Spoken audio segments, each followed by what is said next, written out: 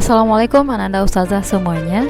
Semoga Ananda dalam keadaan sehat dan selalu dalam lindungan Allah Subhanahu wa Ta'ala. Amin ya Rabbal Alamin. Materi kita kali ini adalah kelanjutan dari materi sebelumnya, yaitu tentang pidato persuasif. Silakan Ananda simak penjelasan berikut ini. Ciri kebahasaan pidato persuasif dan contoh kalimat. Nah, sebelumnya kita sudah mempelajari tentang ciri kebahasaan pidato persuasif. Ananda tentu masih ingat kan apa saja ciri-ciri kebahasaan dari pidato persuasif. Nah, di sini nanti selain kita mempelajari ciri kebahasaannya, kita juga akan melihat apa-apa sajakah contoh kalimat dari ciri-ciri kebahasaan pidato persuasif tersebut.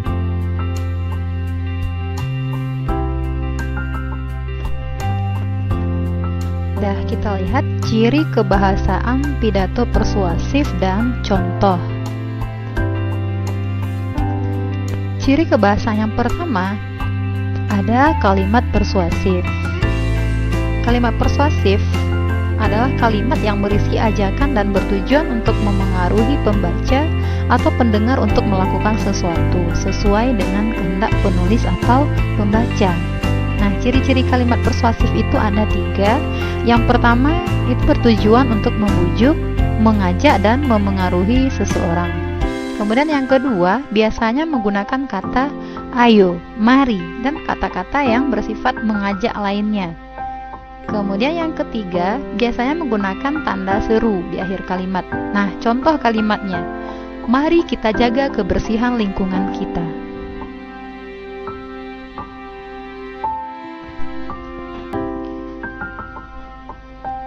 B. Konjungsi. Apa itu konjungsi? Nah, konjungsi adalah kata yang digunakan untuk menghubungkan satu unsur dengan unsur lain. Konjungsi dibagi atas 4, yaitu yang pertama konjungsi koordinatif, subordinatif, korelatif, dan konjungsi antar kalimat.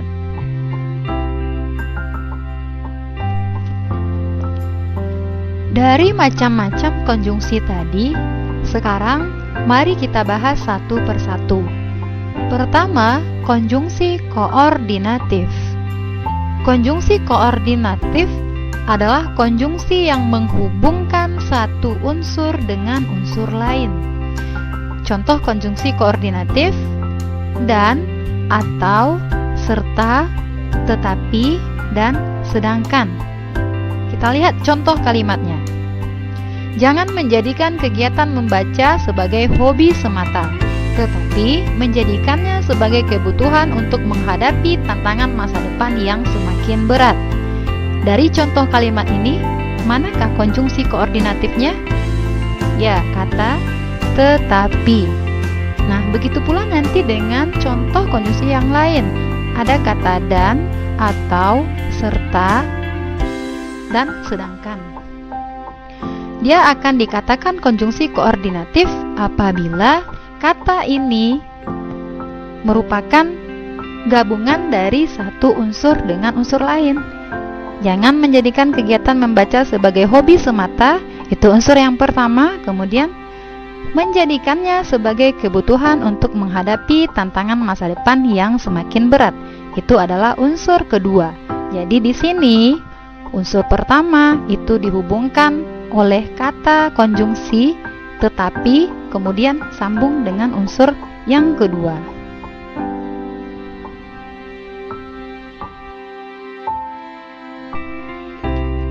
Dua, konjungsi subordinatif. Konjungsi subordinatif adalah konjungsi yang menghubungkan dua kalimat atau lebih yang tidak berkedudukan sama. Konjungsi subordinatif terdiri atas 1. Konjungsi subordinatif waktu. Contohnya kata sejak, semenjak, sedari, sewaktu, ketika, tatkala, sementara, begitu, selama, setelah, sesudah, sebelum, sehabis, selesai, seusai, hingga, dan sampai. sampai. Nah, sekarang kita lihat contoh kalimatnya. Sejak COVID-19 merajalela, kami pun harus melakukan pembelajaran secara daring. Nah, dari kalimat ini mana konjungsi subordinatifnya? Ya, kata sejak. Nah, kemudian contoh kedua. Semenjak itu pula, kami tidak lagi bertatap muka dengan guru-guru kami. Mana subordinatifnya? Adalah kata semenjak. Nah, yang kedua, konjungsi subordinatif syarat. Contohnya, jika, kalau, jikalau, asalkan, bila, dan manakala. Nah, contohnya sama dengan contoh pada konjungsi subordinatif yang pertama, cuma katanya ada kata jika, kalau, asalkan, bila, dan manakala. Nah, seperti itu. 3. Konjungsi subordinatif pengandaian meliputi kata andaikan, seandainya, umpamanya, dan sekiranya. 4. Konjungsi subordinatif tujuan meliputi agar, supaya, dan biar. 5. Konjungsi subordinatif konsesif meliputi kata biarpun, meskipun, walaupun, sekalipun, sungguh pun, dan kendati pun. 6.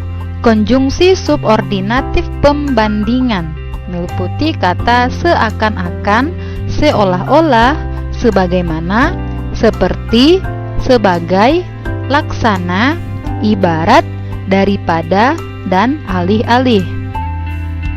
7. Konjungsi subordinatif sebab meliputi kata sebab, karena, oleh karena, dan oleh sebab. 8. Konjungsi subordinatif hasil meliputi kata sehingga, sampai-sampai, dan makanya. 9. Konjungsi subordinatif alat meliputi kata dengan dan tanpa. 10. Konjungsi subordinatif cara juga meliputi kata dengan dan tanpa. 11. Konjungsi subordinatif komplementasi meliputi kata bahwa. Nah, untuk contoh kalimatnya sama dengan bentuk kalimat pada contoh konjungsi yang pertama tadi, yaitu konjungsi subordinatif waktu.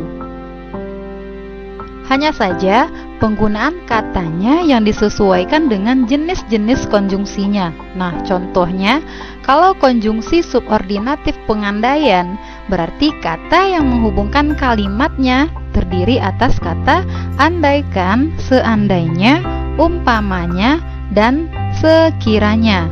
Begitu pula dengan konjungsi subordinatif yang lainnya.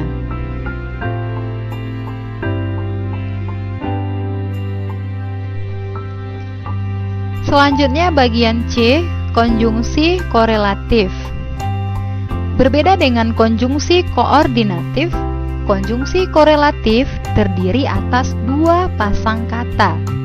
Contoh konjungsi korelatif, baik maupun, tidak hanya tetapi, juga bukan hanya, demikian sehingga.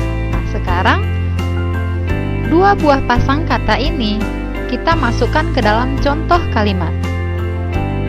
Contohnya, pandemi COVID-19 ini tidak hanya berdampak kepada kita selaku pelajar, tetapi berdampak kepada semua pihak. Nah, di sini menggunakan pasangan kata yang mana? Nah, yaitu pasangan kata tidak hanya dan tetapi.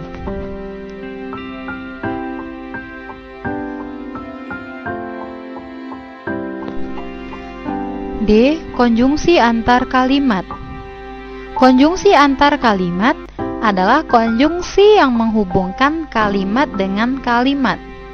Konjungsi antar kalimat terdiri atas 1. Konjungsi antar kalimat pertentangan meliputi akan tetapi, namun, biarpun demikian, sekalian demikian, walaupun demikian, dan meskipun demikian. Contoh kalimatnya, tahun ini kami melaksanakan pembelajaran dengan sistem jarak jauh. Meskipun demikian, hal itu tidak menyebabkan semangat belajar kami berkurang. Kalimat satu dengan kalimat yang kedua dihubungkan oleh kata meskipun demikian.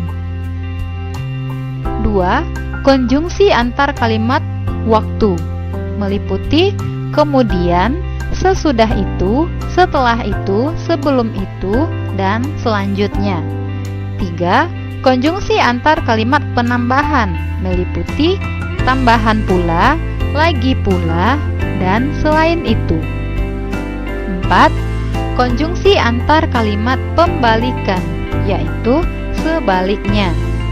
5.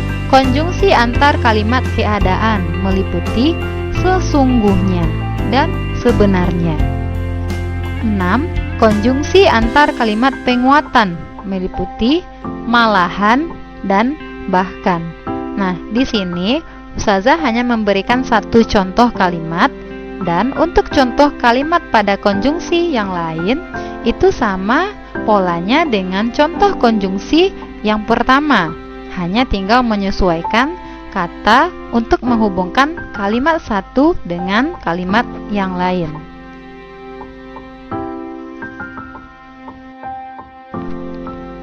7.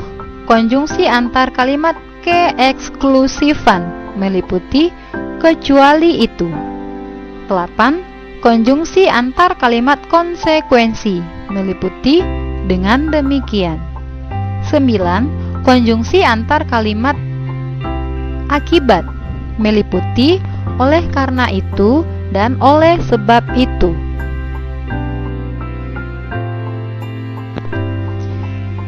Demikianlah materi kita. Ustazah harap Ananda dapat memahami penjelasan yang Ustazah berikan. Jika masih ada yang diragukan, silahkan Ananda tanyakan melalui aplikasi Edmodo atau melalui WhatsApp dengan nomor di bawah ini. Syukron atas perhatiannya. Wassalamualaikum warahmatullahi wabarakatuh.